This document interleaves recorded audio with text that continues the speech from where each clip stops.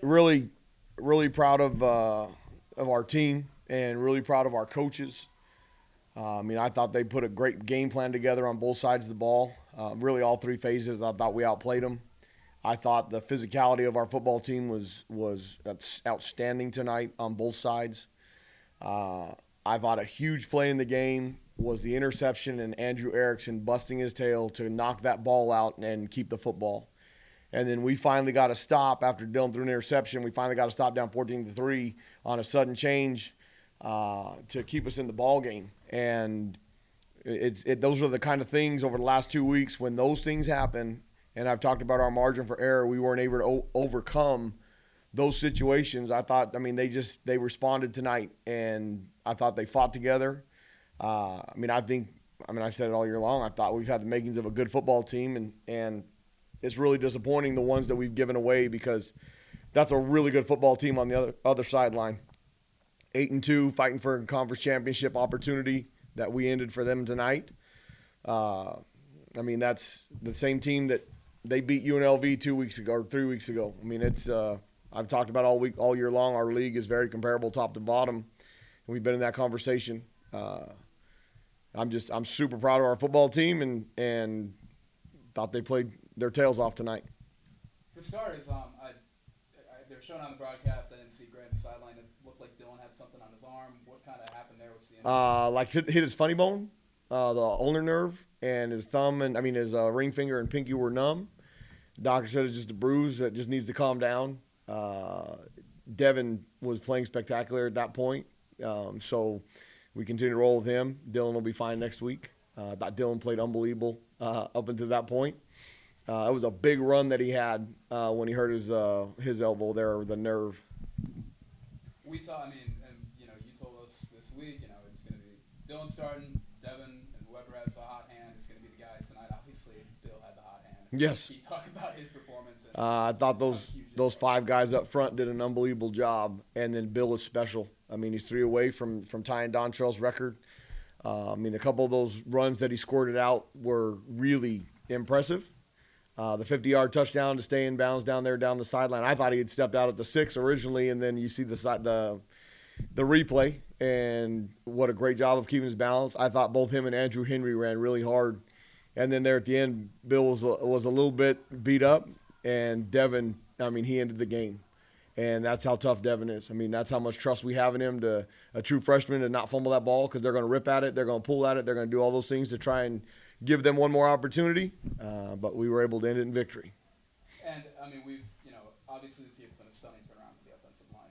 Not so much for the defensive line, but tonight you guys shuffled some pieces. You made some different moves. Can you just talk about the changes that you made in the defensive line and, the guys that kind of got more run than normal tonight? Well, we hadn't had a great pass rush with 4 guys.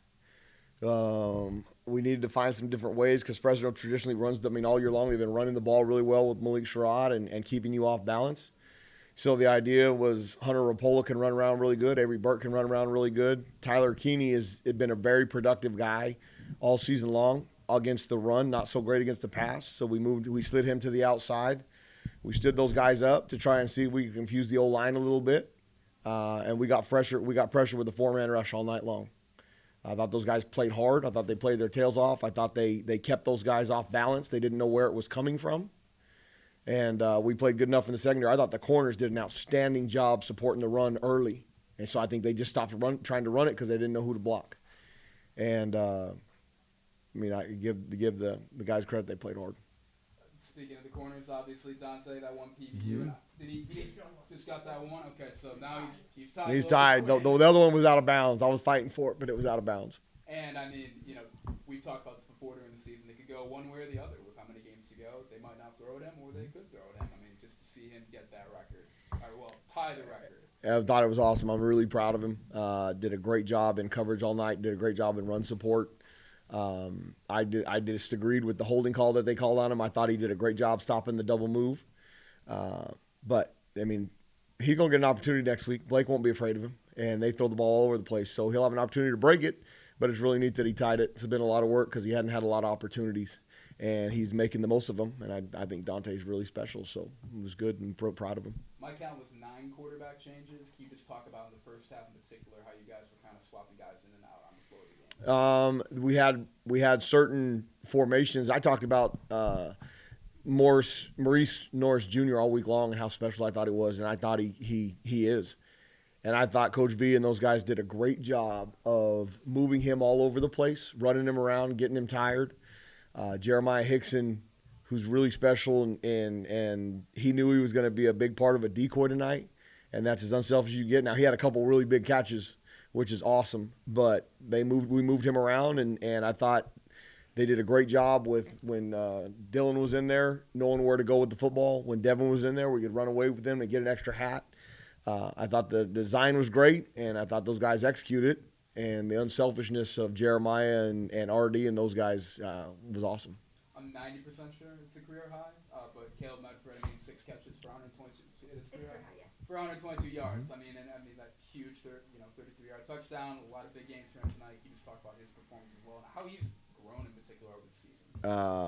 Caleb Medford is becoming one of the better receivers in this league, and only going to get better. I mean, he's got 2 more years. First play of the game, that we knew we were going to throw a shot to him if they gave a certain coverage, and he went up and got it. I thought he could have. I give him a hard time on the sideline. I thought he should have jumped up and caught the second one that went off his hands. The DB made a nice play, but the broken play, we actually called quarterback draw when Devin dropped the ball, and when he picked it up, there obviously was no lane, and he saw Caleb, so he chucked it up there, and there you go. There's playmaker rules. The young man, he's special, and that was a huge touchdown. Benedict was doing kickoffs tonight, I'm pretty sure. Zach is struggling with his hip flexor. He's probably good from 52 in on field goals. Luke, excuse me. His field goals are okay. So we had a little kicking competition this week, and Zach was the best one. I wasn't real excited with where they were tonight, but I thought the kickoff coverage minus one of them was outstanding. And those guys were flying down there and did a great job. How does it feel to break the losing streak against Fresno, number one? I mean, you had a 3-game losing streak coming here. This team was ranked number one for 3 weeks. I mean, it's been up and down. UNLV seems to be number one, San Jose State. And do you feel good, like, watching the Devons and knowing it's kind of a core guys coming back on offense with Caleb, Jacory coming one more year, and then Devin is a quarterback? Well, we're so young. Next week is senior week, and we're only celebrating 4 guys. We're so young on both sides of the ball, and then we get the opportunity to add pieces. You got Devin, you got Bill, you got Caleb, you got DJ. You've got RD, Luke Weissong, all those guys coming back, and the secondary getting better. Our secondary played outstanding tonight, minus 1 play, and those guys are getting better. There's freshmen, true freshmen, sophomore, and then Dante. And so, they're unfortunately learning by fire sometimes, like the big play last week over the top. But we got a good football team. We didn't shoot ourselves in the foot tonight. We didn't make the mistakes that we couldn't overcome.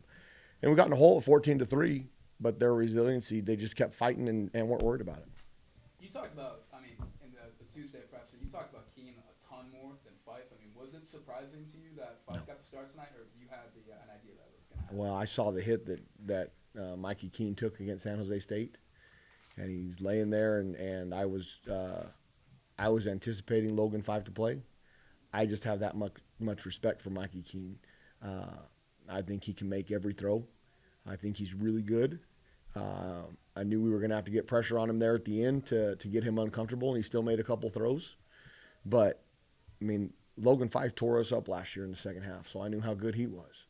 And we had to give him something to get them guys uncomfortable, and I thought we did make them uncomfortable. Then, that wild third quarter sequence, the pick punched out by Erickson and the other pick and whatnot. What's just kind of going through your head at that point in terms of just working that out?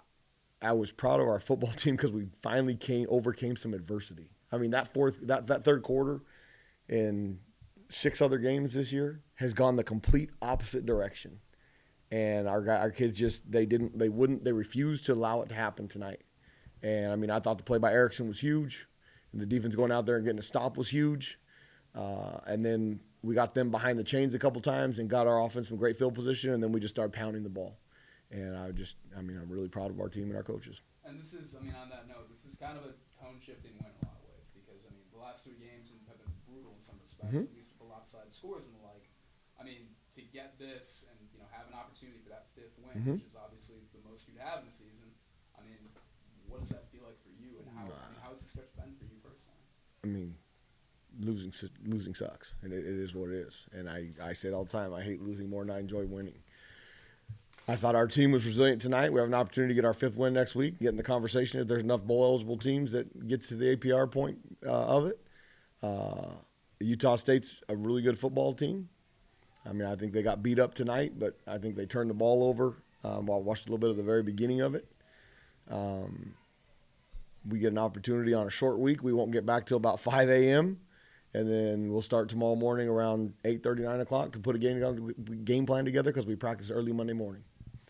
So. That was the quarterback causing the fumble that Andrew picked up.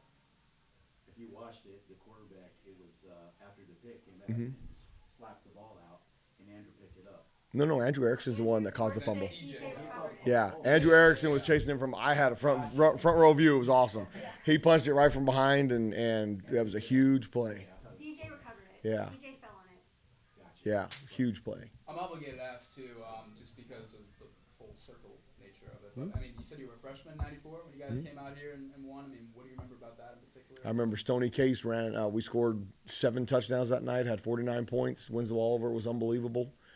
I got a text from Stoney I saw on my watch a minute ago. I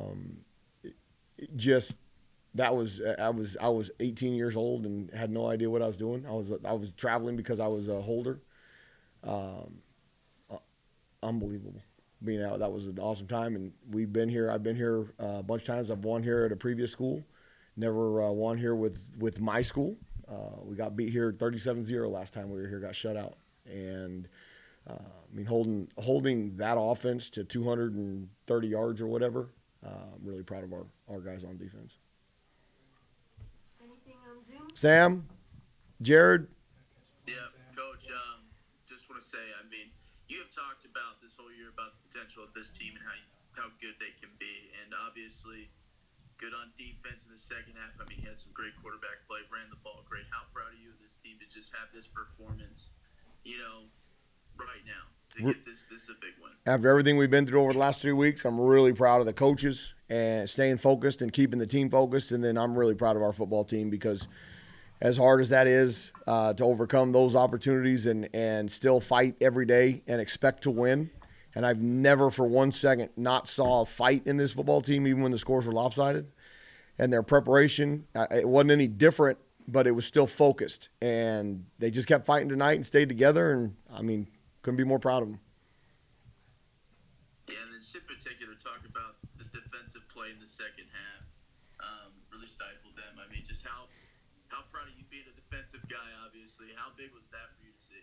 Oh, I was really proud. I mean, we made a couple adjustments at halftime, pressure-wise, so that because they were starting to figure some stuff out at the beginning of the end of the second quarter. So we were able to do some different stunts, and we got a whole lot of pressure on the quarterback. He couldn't stand back there and give their receivers, who are really special, time to get open. So, I mean, I'm really proud of those guys for executing what we practiced and what we did. Anything else? Yeah, Coach. Even before that, the last 2 minutes or so of the first half, that's a lot. That's a lot of times that's been a case where we'll be talking to you after a post game, and that's one of the keys where maybe momentum goes the other way. Just what do you attribute that to as far as your guys getting that stop right before halftime and just how big that was going into the locker room? Oh, I thought that was huge. I thought Jamarius Lewis made a huge play. Cy got his fingertips on the ball. But to go out there and get that stop and keep the score where we were with the striking distance at 14-12 was huge. And our kids in the locker room, I mean, their attitude, I mean, we thought we had them right where we wanted them. Now it was a matter of go out there and be the most physical team, and I thought they did. Did you see anything different tonight as far as the way the guys responded to some of the penalties?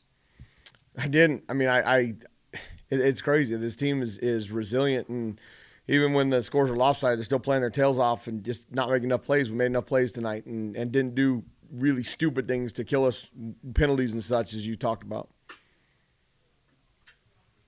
Thanks, Coach. Congratulations. Thanks, guys. Appreciate it. I Go Lobos. I do have Dante.